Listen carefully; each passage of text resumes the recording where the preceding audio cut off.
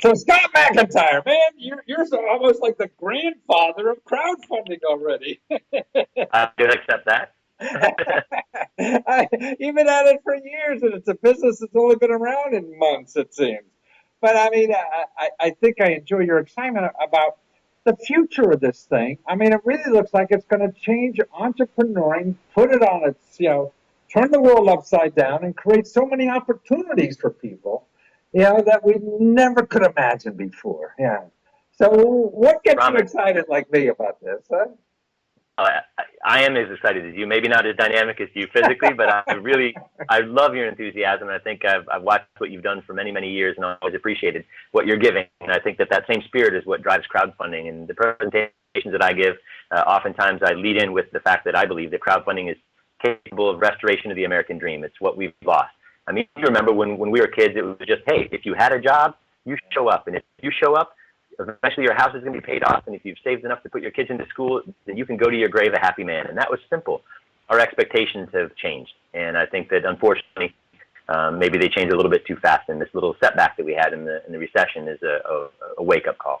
And I think that crowdfunding poses a lot more opportunity than anybody really suspects. And But I mean, what you're involved in too is really crowdfunding. I mean, it's with a lot of things. People want to go, get money to buy, to pay for a hospital bill or anything like this. But you're really looking at it just for entrepreneuring. People want to start businesses, invest in the next, YouTube or whatever it is, and all this stuff. And this is changing a lot. So explain to us, because I'm confused too about where we stand in the laws and what's out there now, and how can I get money into the next hot company?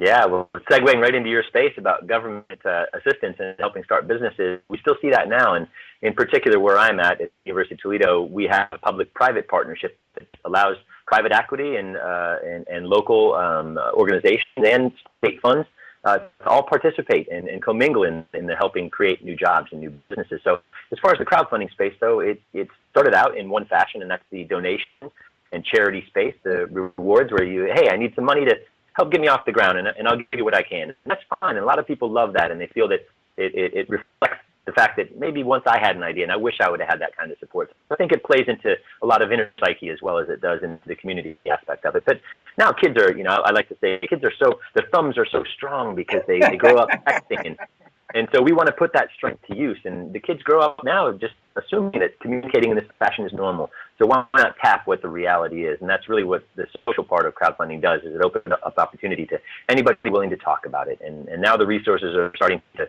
mingle into central spaces where people actually can get a handle on it. And crowdfunding really did open up that door. So now it's really, I mean, in my mind, it's sort of like going to get rid of Wall Street in a way, that you don't have to go to the smoke-filled back rooms to get in on an inside deal. They're going to be on on the internet for everybody, right?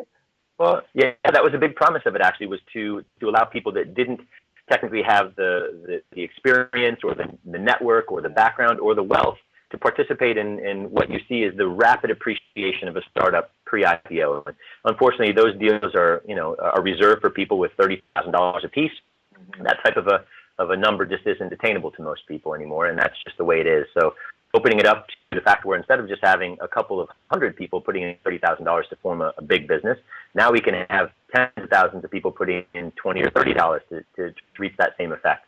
The difference is, and the challenges are, when it comes to equity crowdfunding, which is the part of crowdfunding that is yet to be determined by the SEC as far as how it's going to rule and regulate that space, there are dynamics that are confusing to people as well. And all of a sudden, when you have 100 investors, that's a number that you can manage with an investor relations officer. But when you have 10,000 investors, each with their own expectations of what that investment is going to bring them, that's a job in itself that is very difficult to even imagine for people in the conventional space. So we have to make rules that are reasonable for those investors as well, and also reasonable as far as expectations of what it takes to manage that type of a business. So what happened? I mean, my understanding is like Obama, a couple of years ago said, "Hey, let's start investing, more in businesses," right? So they part of the Jobs Act, they're going to get rid of some of the stuff that the SEC does and make it easier for everybody to invest. And they've done it already, right? Because now there's sites on the internet where you could invest in companies, but you have to be a certain income level, right?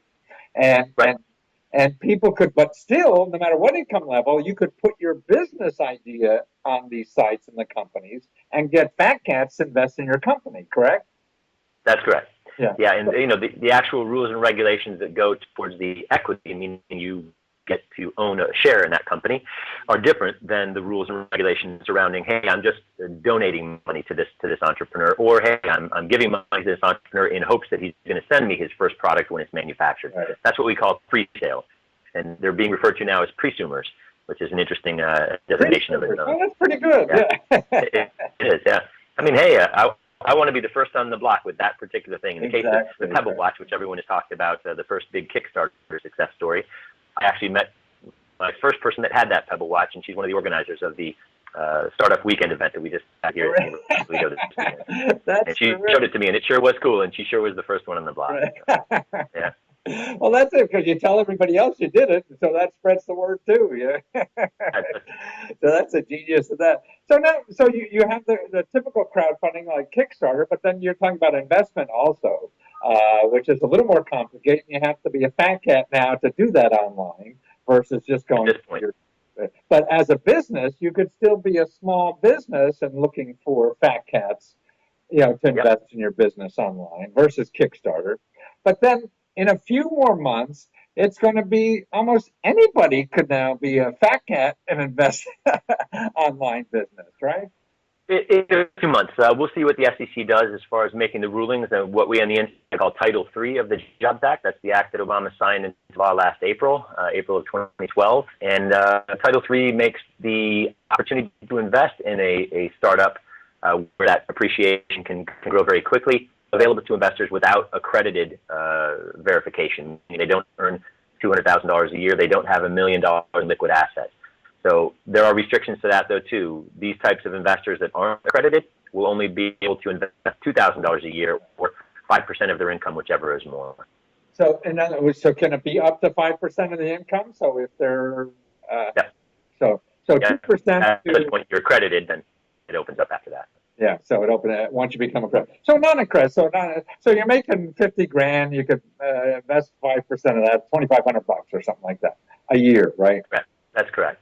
I think 2,000 is the cap. I think it's 2,000 is the cap. Okay, 2,000. So 5% is not. Again, these rules haven't been published, so we won't know. We won't know until the government tells us. And that's in the middle of the next year, right?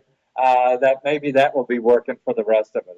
But right now, it seems like an investment opportunity for I guess more wealthy individuals, but also for entrepreneurs, these websites that have these wealthy individuals that are investing, it's a place for entrepreneurs to show their companies and get vetted by these people to start looking for money for their business, right? That's right. You make a great point. This is what we refer to as the democratization of access to capital. And this is different. It used to be in the old days, if you had a business idea, a potentially disruptive business idea, you had to go to the East Coast or you had to go to the West Coast. You had to have an uncle with a lot of money. Maybe you could find some support in Chicago or Houston or Atlanta, but pretty much big cities and pretty much on the coast for the development of your idea. Now that's not the case, especially in the world where businesses can be built overnight, such as software or apps, or businesses that are socially driven through users that can be done from anywhere. So why is it that we have to go to the coast to get support and assistance and capital? And that's really the beauty of it. Now you can have investors from anywhere in the world or anywhere in the United States pitch into your business idea and help you launch it locally. And that's also what's helping business development assistance, such as our incubator, accelerator programs, really flourish in local areas that before we did not have that type of intellectual assistance or hands-on labor. Well, it's cool. I mean, you've been active with the incubator programs there at the University of Toledo, right? I mean that, and also the shared space programs. That's so even no matter where you're in the country, you should check with your local universities, right? I would say absolutely do. Most of them do have some type of a program designed to help ideas flourish within their walls before it goes out to the broader public. Right. So now a lot of stuff going out there that the normal people don't know about because nobody's advertising. I guess when you run the incubator program, you had very little advertising money to do late night infomercials, did you? I'd say it's very true. Nothing like what you can do, but at the same time, our business is more community driven. So we have events that do a little bit, and we have sponsors that help us raise money to advertise on a local scale. But advertising now is a bit more targeted than the broadcasting model. Right, I understand. You're not selling a diet product. Well, maybe, but so actually, a good. We did have one pitch.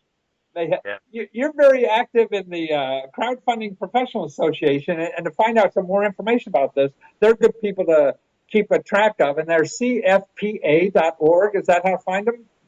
That's it, yeah. CFPA.org is the website to the Crowdfunding Professional Association volunteer group. Right.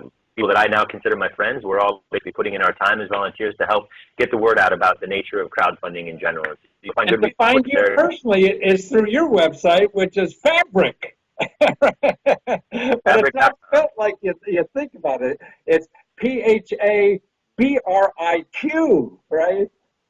Yeah, I had to make it complicated. Well, that's good. Make us think. We got to do that. If you can't think, you can't do anything in this country. Well, thank you, Scott, for informing us and keeping us up on this. Like you, I think this is one of the hottest things that's happening in America nowadays. And if you go start learning about it now, it's another one of those trains going to stop and pass you by if you don't catch it. We think it's capable of restoring the American dream to a lot of people. So thank you for bringing attention to it. You bet, Scott. Thanks for being around. Thank you. Cheers. Bye-bye.